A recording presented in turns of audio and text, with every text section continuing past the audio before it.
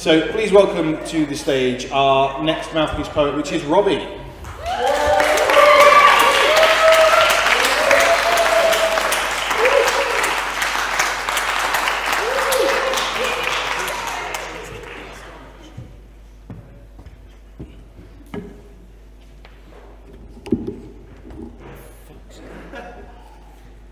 Yeah, it's nice to be part of a collective of poets, but the trouble with that is that you're surrounded by fucking poets.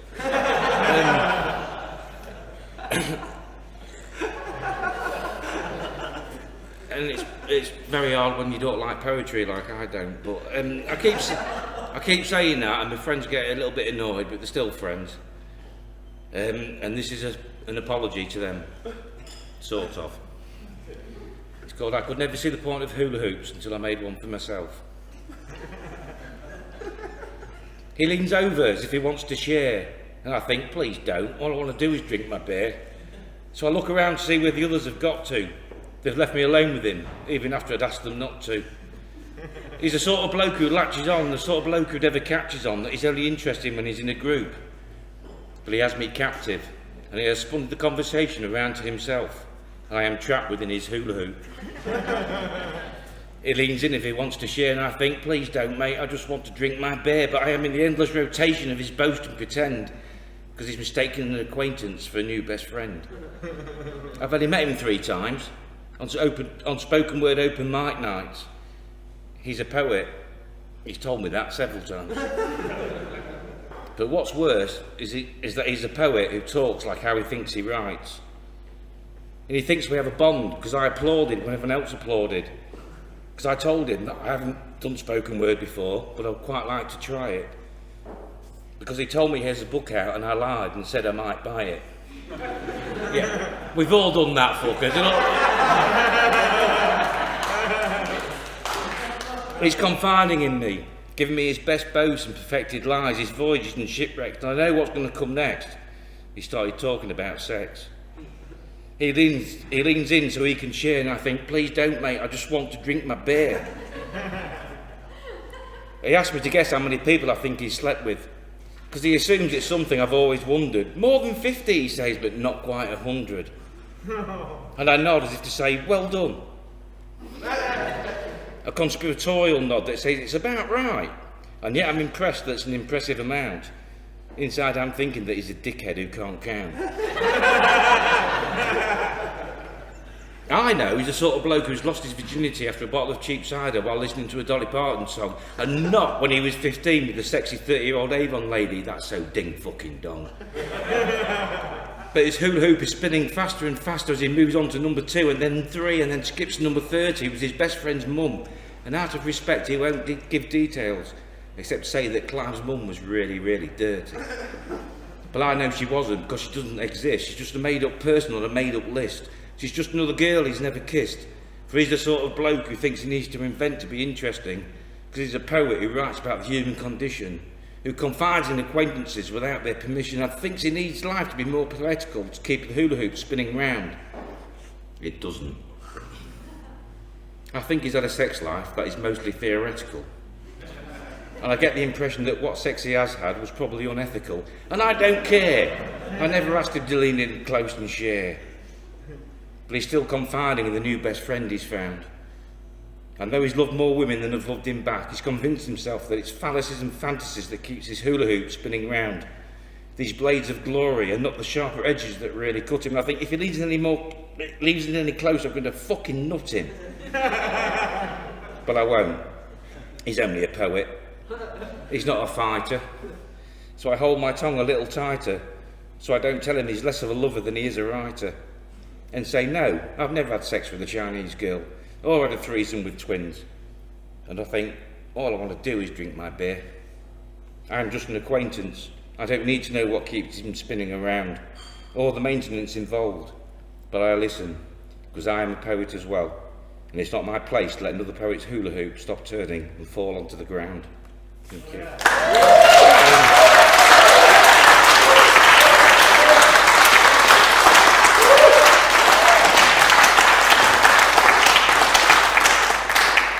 I do have some books for sale. But I wouldn't bother. I'd save you money and buy Game of Thrones box set. It's fucking awesome. That's what I did. That's not the right one. No. I'm sorry, is the children still here? I don't care anyway, because they're not mine. I'm only allowed on after 9, apparently. Fuck knows why. A lot of mine are set in a fictional housing estate in which is called Circus Town. And this one's called The Last Dregs of Circus Town.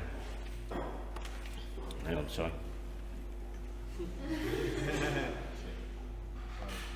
You don't need a thesaurus to be a poet, you need Guinness. Take me to the very last broken skin dive, with the spirit is dead but the jukebox is live. Dave's only had a shandy so he can drive, he's only had a gram and that was only to survive.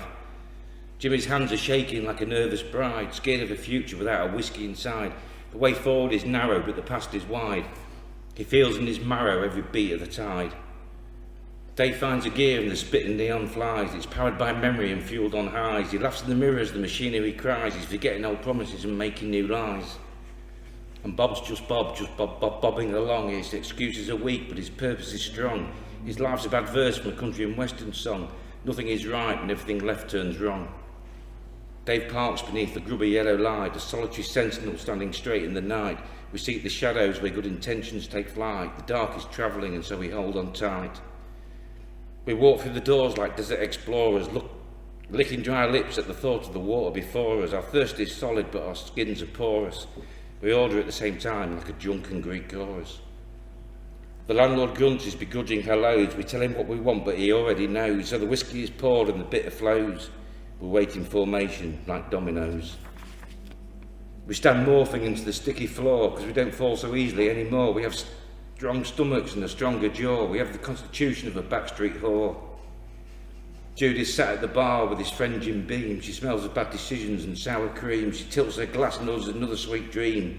Her laugh is a decibel short of an unanswered scream. In this broken skin dive, she's the best you're going to get. She's been around the block and she hasn't stopped yet. A minute on her lips is another hour to forget. She's the winnings you collect when you've won a bad bet. Her looks are asleep, but her eyes are alert. Her expectations are lower than her skirt. She numbs her feelings so they can never get hurt, but a roll of the dice is just another roll in the dirt. At one time or another, we've all been there, run our greasy fingers through her greasier hair, and run from her bed in the morning's glare, remembering empty bottles and an emptier stare. And Jimmy cradles his whiskey like it's a fragile thing, tells it the lullaby that desert explorers sing, and it shines golden like a freshly crowned king, waiting proudly for the next executioner's swing. Dave's gone to the toilet with a rolled up note, his thirst in his veins worse than the thirst in his throat. He sways back to the table as if he's walking on a boat. He's like a drowned man who's remembered how to float. He has red in his eyes and white under his nose. He starts conversation that everybody knows, but Jimmy's singing his lullaby and Bob's too morose. We're oceans apart, even though we're swimming too close. This broken skin dive stays open the latest in Circus Town, where every clown is a king and every king is a clown. The crowns are bronze and the smiles are brown, where nicotine-stained dominoes that won't fall down. It's where the last dregs meet each other on common ground, counterfeit friends bought with each counterfeit pound, as we listen to the jukebox that's not making a sound, and the paradise lost is just another paradise found. So drink in the gold and the brown, the sweet and the sour, make every minute after midnight another happy hour. Let the moon lift your arms, the sun lift the flower, live bravely in the shadows and let the mornings cower. So take me to the very last broken skin dive, where the spirit is dead but I still feel alive. The price is always right, so come on down, for this is my town, this is Circus Town. Thank you.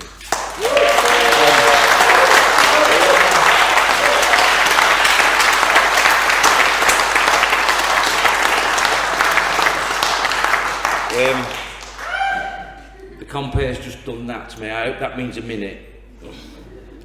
So I'm going to do one that takes. I'm going to do one that takes 2, but I'll read it quicker.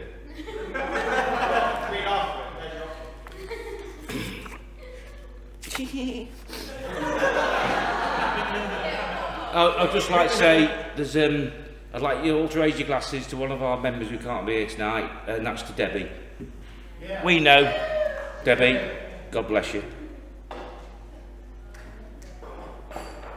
You think it's for something important, but she's just a lazy bitch. 30 seconds then. This one's called, this is about relationships. And looking around the room, some of you must know someone who's had one.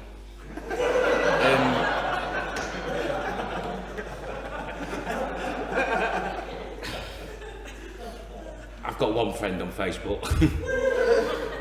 This is the art of bending over. Really? You got your grandma with you, calm down. I might be the wife's idiot, but I'm nobody's fool. Because I know that after several years of marriage, she uses our sex life as her personal tool. And of course I don't complain. Sex is sex and one of life's greatest joys. And pleasure trumps her motivation. It blinds me to the tactics she employs.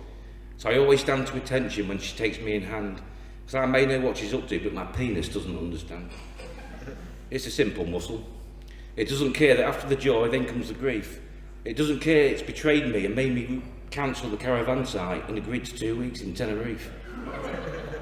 And so I am a slave to biology, helpless to my body's reaction, even though I know that she knows that I know that she uses sex as a weapon of mass distraction. And I get a little annoyed when she turns my advances down. I know it's not that she hates it. She likes sex as much as I do, but only when she initiates it. Because she knows when she makes me hard, it'll soften the news I'm about to get. You're laughing a bit too loud there, John. Yeah. And she knows I'm still a sucker for her touch, as much as I was when we first met. When we first married, we would have sex nearly every night. And I always regarded it as her gift and not a husband's right. And just because it doesn't happen so often, I don't love her any less. So I treat sex like it's a treat, even if she uses sex to hide the fact that she's treated herself to another dress. She uses sex to cover herself like a personal insurance policy, even though she knows I won't make a claim because I'm benefiting from the sexual inequality. Of course, it wasn't like this when we first wed. We were both mutually covered in the marital bed. But now I just grab on and enjoy the ride, pretending I don't know she only uses sex when she's got something to hide. Oh, take 20 seconds off for a big burp.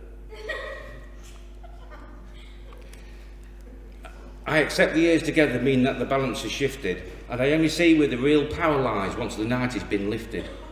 That's why 3 years ago I forgot all about her motives, and I'd been astounded by her response. For after 12 years together, she had agreed to anal sex, something that had never happened once. And somewhere between the lubrication and positioning and the shuddering of my final ecstatic groan, I had screamed, "Yes, yes, God damn it, yes!" And because the wife knows the art of bending over, that's why the mother-in-law lives with us and not in a home. Thank you.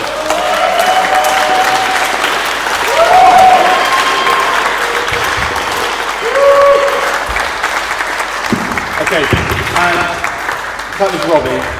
A treat for you all. Although sitting back there listening, I feel slightly offended because I don't know if you remember the first poem about the hula hoop. I'm particularly good at the hula hoop.